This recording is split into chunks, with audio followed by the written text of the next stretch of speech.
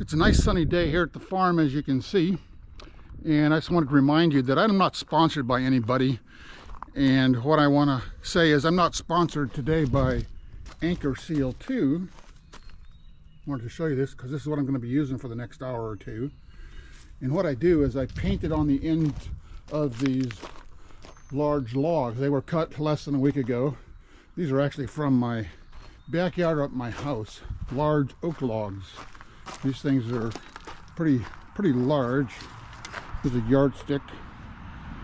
This one's 28 inches in diameter. The base of this is a little over 3 feet. And this one's also about 28 inches. So they're small enough that I can slab them on my sawmill.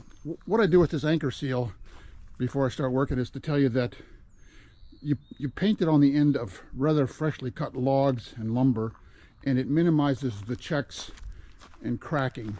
So here's some that I painted. You can also use latex paint, which is what this white stuff is that I used on these logs. All the logs in these piles are either painted with Anchor Seal 2 or latex paint.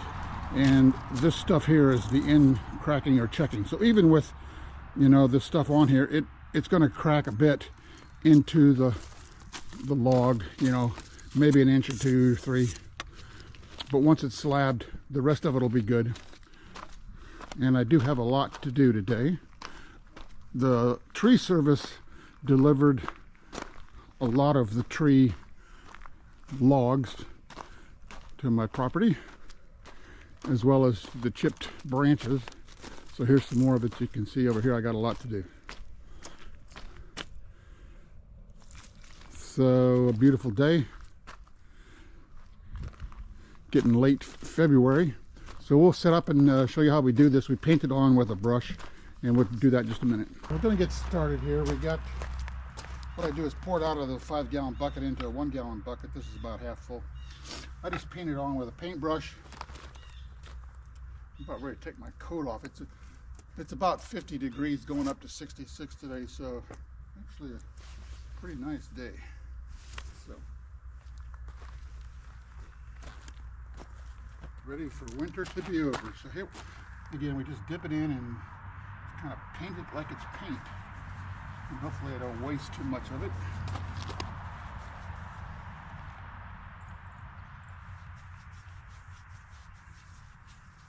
And that's really all there is to it. You just paint it on. And what it is, it's a consistency of some wax and whatever ingredients. It helps seal the end grain.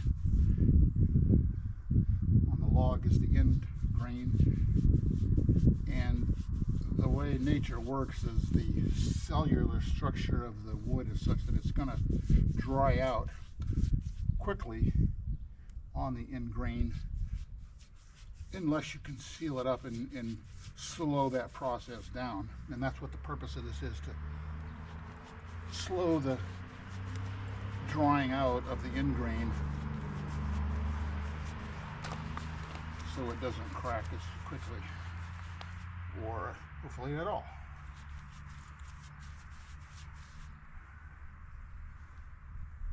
And with the dozen or so logs that I've got, like I say, it's going to take a couple hours, so we'll just do this, give you an idea what I have to do here to get this sealed up. And once I get my sawmill up and running, I got a few more things to do to get it to where I want it to. I'll be able to load this on and slab it probably into 2-inch thick slabs. I'll have to see how it goes. And then I use those sticks that I've made previously to stack the wood to space it so it air dries. And it's going to take a couple of years. They say 1 year per inch of thickness. And we'll see. I actually used a moisture meter. I didn't put that on a video, but I checked this, and it's pretty high water content, moisture content. My gauge has a high and low setting.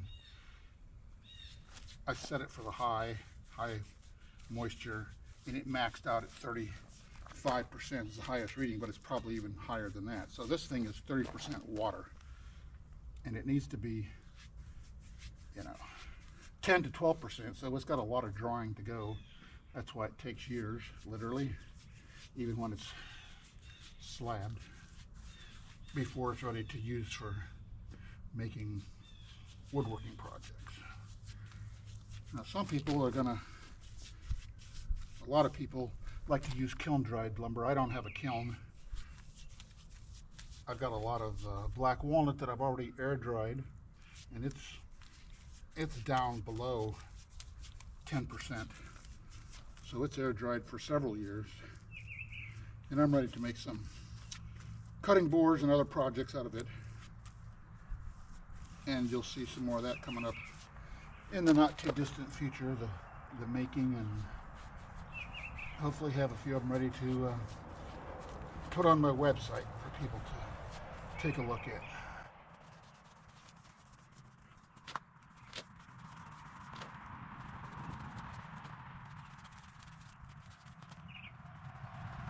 I tried to wash these off the other day, yesterday, when they delivered them, and when they were cutting them, they got a few areas of the log in the mud.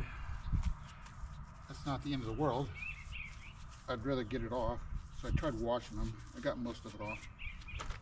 The problem with the mud is when you run it when you cut it with a bandsaw, you don't want your blade cutting into stones, sand, dirt, anything that's been in the dirt. It will dull your blade very quickly, as you'll find when you're working with, cutting trees down with a chainsaw. You obviously don't want your chainsaw blade to be hitting dirt. It dulls it very quickly. So here we got this one almost done, and that's all there is to it. Now this is going to dry. You need to look like the other logs that I have over there that are clear. So this white color is going to go pretty much clear. So I will continue working on this, see how much we get done today. So we'll take a quick look at these logs that first batch I've painted them with the end grain sealer.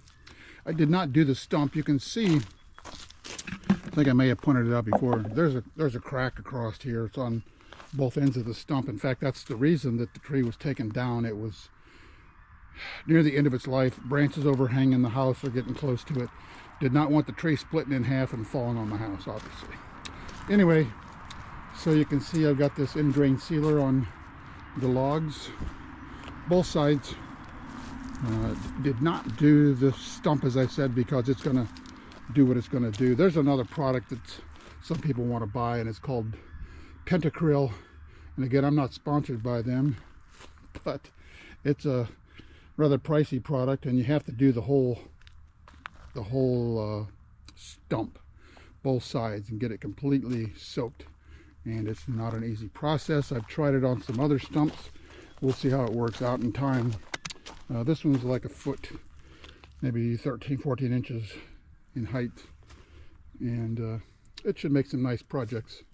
Anyway, what I wanted to mention was on these cherry logs that I got from the neighbor, they had already been down about, I don't know, 6 months or longer by the time I got them. So there was no point in painting them with the end grain sealer.